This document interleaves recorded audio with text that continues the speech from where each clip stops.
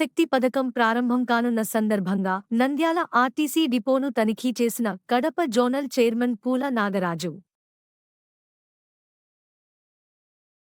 స్త్రీ శక్తి పథకం కింద ఆగస్టు 15 నుండి ఆర్టీసీ బస్సుల్లో మహిళలకు రాష్ట్ర వ్యాప్తంగా ఉచిత ప్రయాణం.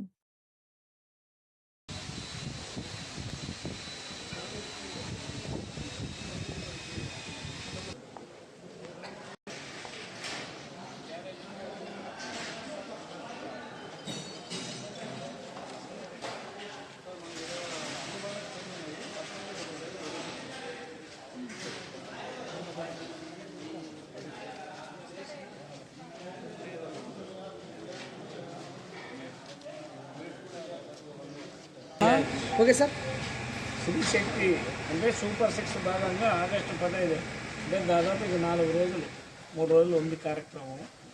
మీ కష్టాలని, మీకుండే రిక్వైర్మెంట్స్, మీకు మెకానికల్కి ఏదైనా ఇబ్బంది ఉందా, మరి మీ ఆర్ఎం గారు కానీ, మీ స్టోరేజ్ కానీ, లేదు ఇంకేదైనా ఉందో తెలుసుకోవడానికి నేను వచ్చాను. ఈ ఏర్పాట్ల పైన ఎలా ఉన్నాయి, ఏం కథ, మొత్తం రాష్ట్రంలో మనం ఒక పెద్ద కార్యక్రమం.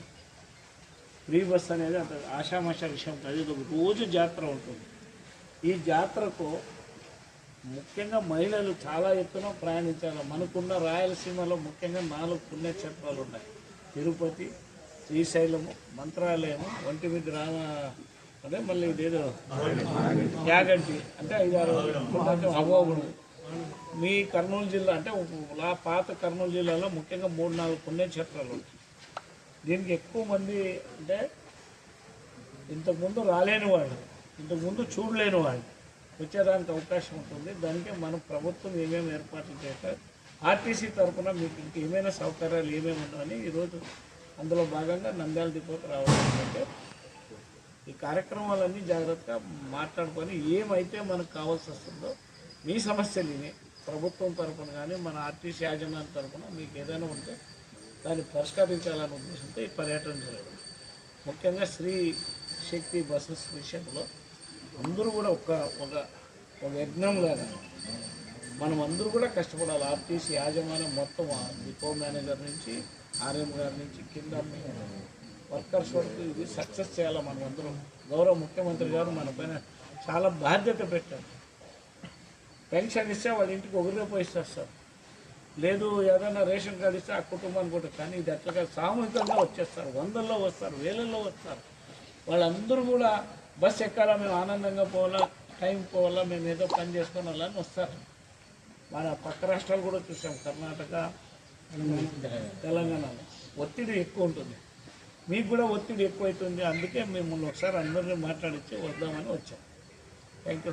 ఎన్ని బస్సులు స్పాట్ చేస్తాం? ఇప్పుడు మనకి 300 మాకు 493 బస్సెస్ జిల్లాలో ఉన్నాయి. వాటిలో 378 బస్సెస్ అసలు మేము ఈరోజు అంటే ఓన్లీ మహిళలకే మేడం? మహిళలకు సపరేట్ 393 బస్సులు ఉన్నాయండి ప్రస్తుతం అన్నీ కలుపుకొని. అందులో పల్లె వెలుగు, అల్ట్రా పల్లె వెలుగు, ఎక్స్ప్రెస్ కలిపితే 378 బస్సులు ఉన్నాయి. వాటికి ఈ స్త్రీ శక్తి పథకం అనేది ఎలిజిబిలిటీ వస్తుంది. అందులో ఈ మహిళలకి, పిల్లలకి, ట్రాన్స్జెండర్స్ అందరికీ కూడా ఈ పథకం వర్తిస్తుంది. అండ్ స్టేట్లో వారు ఈ బస్సులు ఎక్కడ ఉన్నా కూడా స్టేట్ వరకు వాళ్ళు ఎక్కడైనా ట్రావెల్ చేయొచ్చు.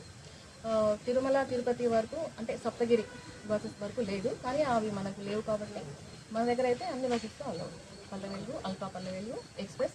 ఆ తర్వాత నాన్ స్టాప్ సర్వీసెస్లో కూడా నాట్ అలౌడ్ అనమాట.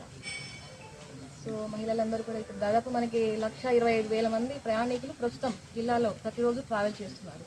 సో ప్రస్తుతం మనకు అంచనా ఏంటంటే 45,000 మంది అందులో స్త్రీలు ఉన్నారని మన అంచనా. సో ఇది ఇంకా రేపు దాదాపు 15,000 మినిమం అంటే 60,000 వరకు కూడా వెళ్ళడానికి అవకాశం ఉంది.